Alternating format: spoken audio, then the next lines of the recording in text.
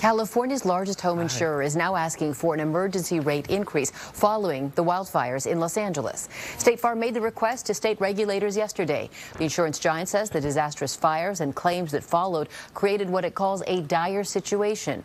Insurance industry experts say the financial problems for State Farm began well before the LA wildfires.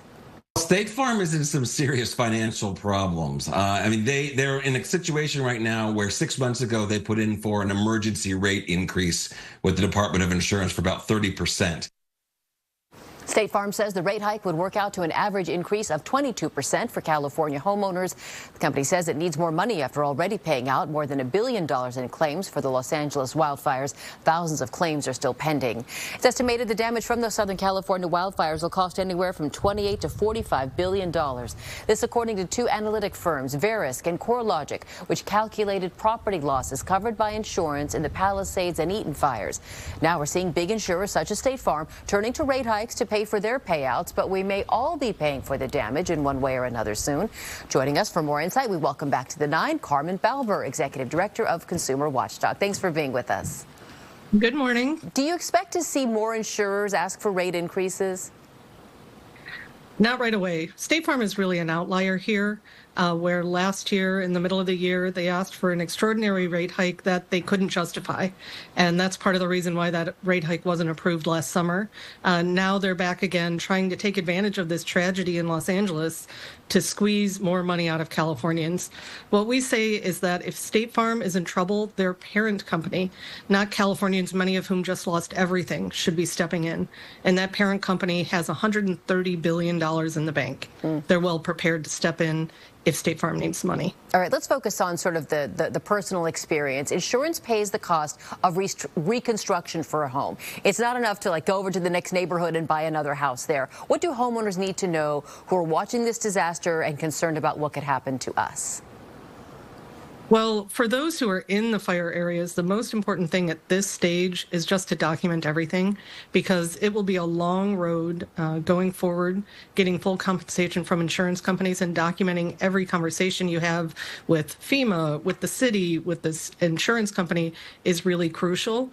For the rest of the state, we just have to plan ahead. If you hear from your insurance company, they want upgrades, they're suggesting you might get canceled if you don't do certain things, get on top of that right away. Unfortunately, most of us are already in that situation where we know we have to be on top of our home insurance and what comes next already.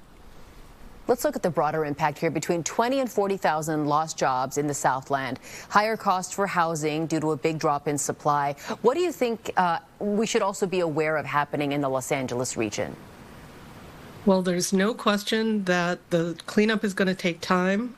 People have been at meetings across the city hearing about how long it's going to take just for FEMA and the Army Corps of Engineers to clear out the debris, let alone taking the next step where we're talking about rebuilding. So people need to know that prices are going to be up because there's a lot of demand for those services. And one of the things that I know that folks are really concerned about down here are all of the things that are happening with the federal administration, talking about immigration raids, et cetera. Those are the very workers here in Los Angeles who are going to be needed to start rebuilding people's homes. So there's a lot of moving parts down here right now, and people that people are going to have to be aware of. Let's kind of talk about those who are most vulnerable here. You mentioned immigrants and their supporters watching what's happening at the federal level. Low-income communities will have the hardest time returning to normal. I know we saw major shifts in the demographics of New Orleans, for example, after Hurricane Katrina. If you could look far out, do you think Los Angeles, the face of LA, will change significantly because of these fires?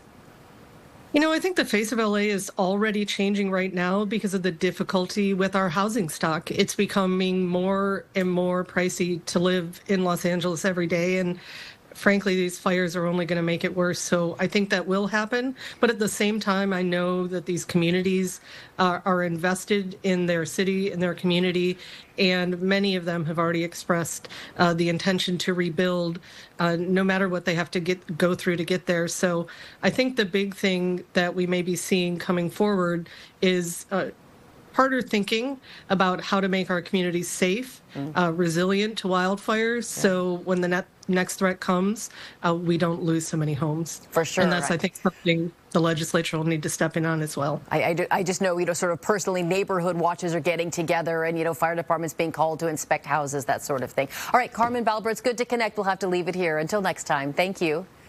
Good to be here.